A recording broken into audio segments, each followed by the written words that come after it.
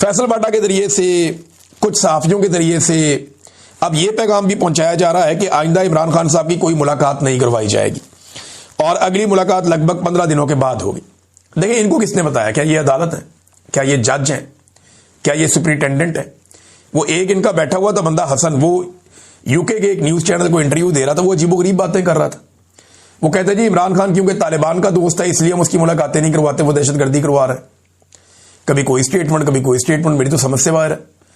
यानी कभी ये कहते हैं इमरान खान यहूदियों का एजेंट है, कभी कहते हैं तालिबान का एजेंट है, कभी ये कहते हैं इमरान खान की मुलाकात जो है वो हम नहीं करवा रहे, कभी कहते हैं जी सुपरिटेंडेंट ऑफ जेल की मर्जी है वो नहीं करवा रहा। वजीर आजम इनका कहता है जनाब पूछ के बताऊंगा। तो जब आप झूठ बोल रहे हो ना और लगातार झूठ बोल रहे हो, आपकी सारी इमारत ही झूठ पे खड़ी हुई हो, तो फिर आपके पास कोई बयानिया नहीं होता। लिहाजा उस वक्त मुंह बंद करके बैठना चाहिए। खासतौर पे ऐसे चैनल्स को इंटरव्यू नहीं देना चाहिए जो आपको बार बार ये पूछें कि जनाब आपसे सवाल कोई और कर रहे हैं, आप जवाब कोई और दे रहे हैं। वहां पे बड़ी टका के बेइज्जती की है वो खातून एंकर ने। उन्होंने कहा जी आपने इतना कुछ कह दिया लेकिन मेरे सवाल का जवाब आपने नहीं दिया कि इमरान खान साहब के जो बुनियादी हुकूक है वो क्यों मुतासिर किए जा रहे हैं और क्यों मुलाकात नहीं होने दी जा रही।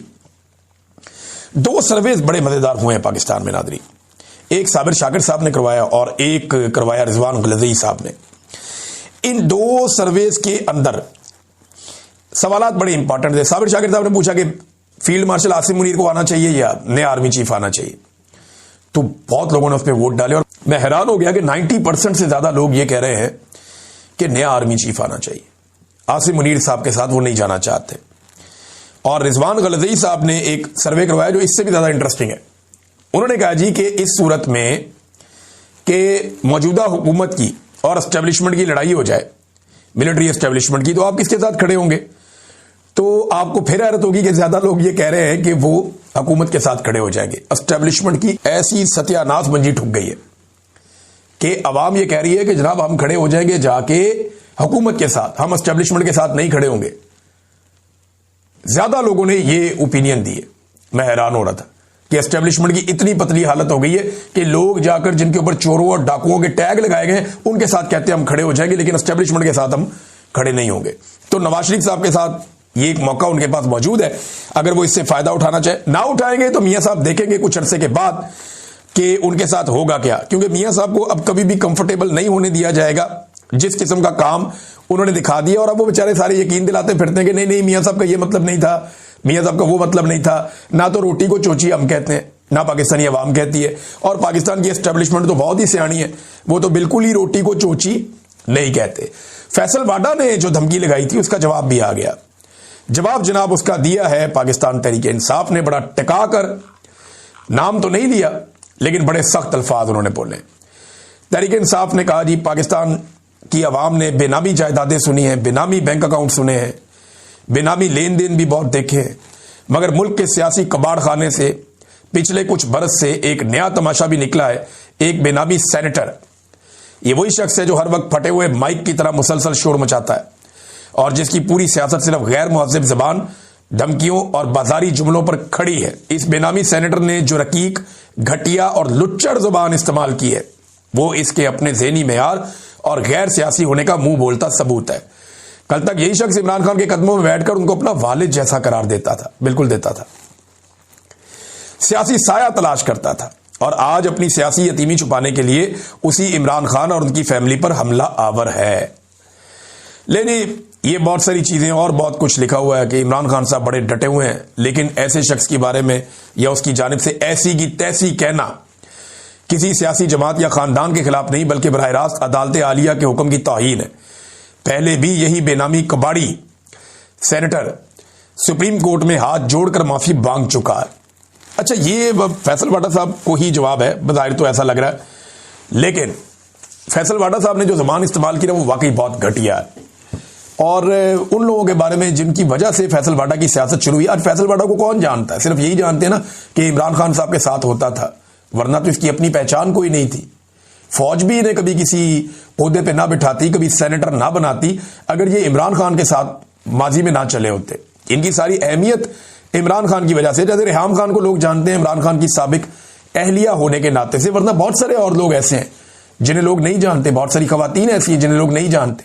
तो फैसल वाडा हो गया, ओन चौधरी हो गया, बहुत सारे और लोग हो गए, इनकी पहचान इमरान खान की वजह से, इनकी अपनी जाति कोई पहचान नहीं है। ये लोग हमेशा, ये जहां मर्जी चले जाएं, ये इमरान खान की वजह से ही हमेशा पहचाने जाएंगे। और इमरान खान के बारे में डिप्लोमेट मैगजीन है अमेरिका का, उसने एक बड़ा जबरदस्त आर्टिकल लिखा है।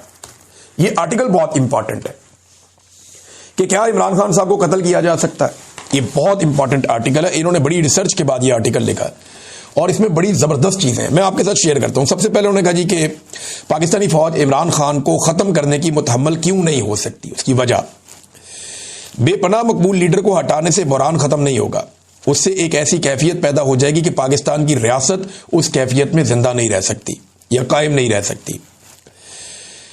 इमरान खान साहब की हिरासत में मौत के बारे में अफवाहें आई और बहुत अदम एतमाद था लोगों के अंदर, और पाकिस्तान के सियासी मंजरनामे की सारी मंजरकशी हो रही है।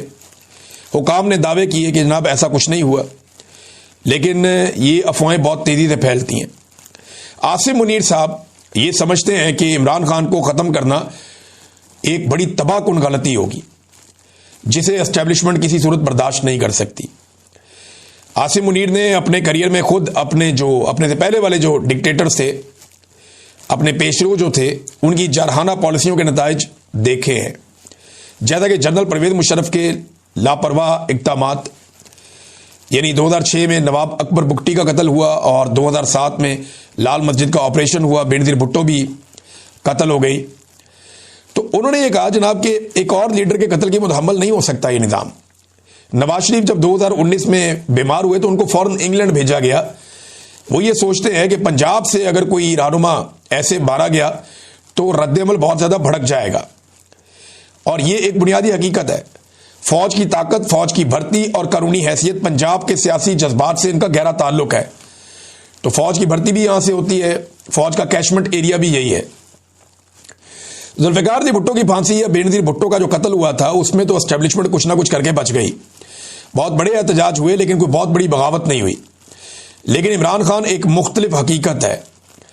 वो नस्ली तौर पर पंजाबी नहीं, पश्तून है, लेकिन उनका ताल्लुक पंजाब से है और पूरी कौम में उनकी हमायत है, और पाकिस्तान से बाहर भी उनकी हमायत बहुत बड़े पैमाने पर फैली हुई है।